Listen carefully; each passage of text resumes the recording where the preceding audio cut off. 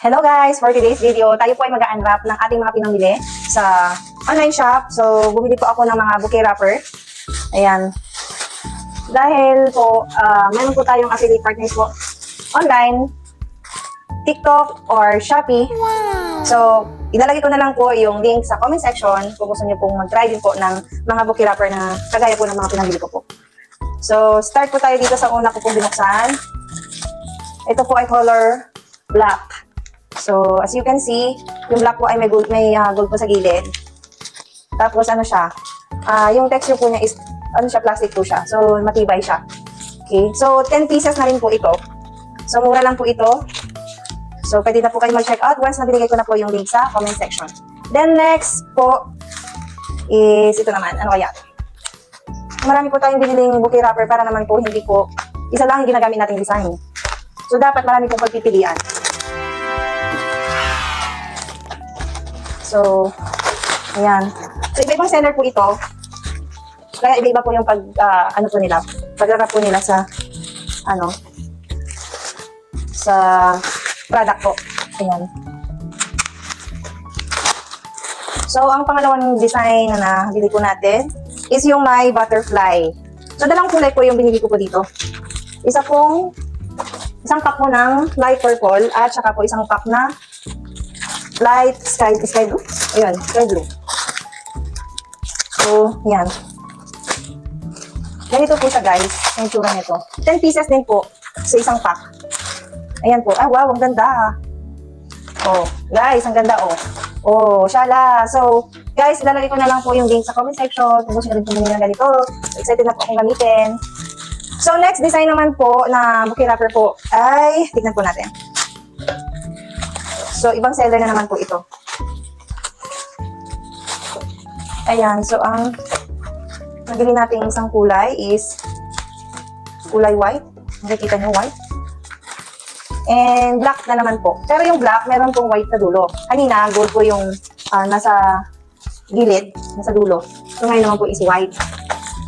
Then, yung isa naman po ay color white. Tapos, black naman po yung design niya sa dulo. Ay, paano ba ito? Nasa may bukasan na ito. Yun. So guys, hindi ako bumili na ngayon ng mga yung papel, yung parang paper siya. Ito kasi parang siyang plastiko. So, pangmatagalan ko talaga yung, po niya.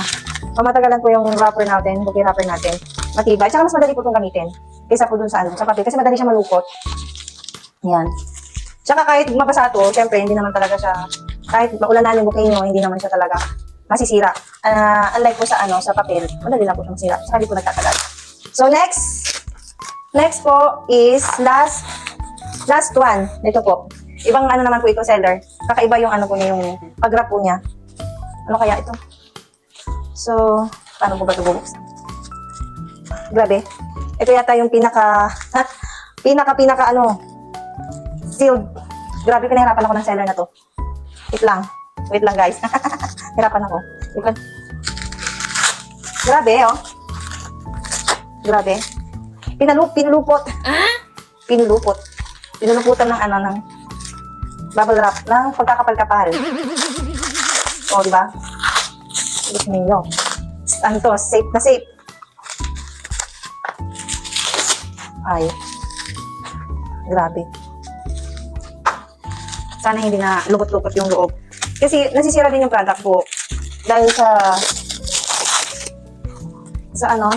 dahil sa pag-wrap, meron akong nabili sa ibang seller. Basta na lang nilagay po sa bubble wrap. Hindi man po nilagyan ng support na cotton, ganun. Kaya po, nangasira po yung product na dumarating sa mga customer. O katulad nito. Ay, hirap pa nabuksan nito.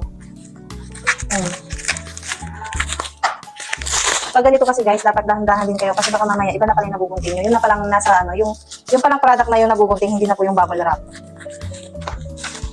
Hindi ka magsisi. Grabe. Ang kapal ng bubble wrap. Ayan. Pinahirapan talaga tayo guys. Oh my God, ang hirap. Eh, kasi makapal yung... Para lang siya nagbalot ng ano. Alam mo yung puno ng saba, ng sabi.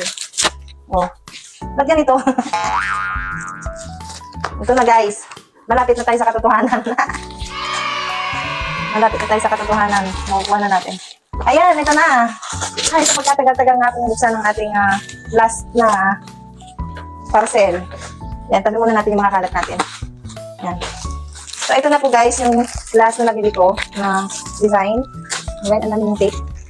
So, ito po. Buksan natin. So, ang color po, ang nakikita niyo dyan, oh, yan, yellow and peach. Yan, kakaiba naman to. So, ganito siya. Ang texture niya pa rin, ano siyang plastic? Oh, yan, plastic. Oh, ganito siya, oh. Yan. Ganyan po siya. Ay, may nakadikit. So, ganito po yung color niya. Peach. Ang ganda. So, guys, lahat ng link, ilalagay ko na lang po sa comment section para po kayo po ay makapamili din po ng ganito mga design ng bouquet wrapper po. Thank you! God bless! Bye!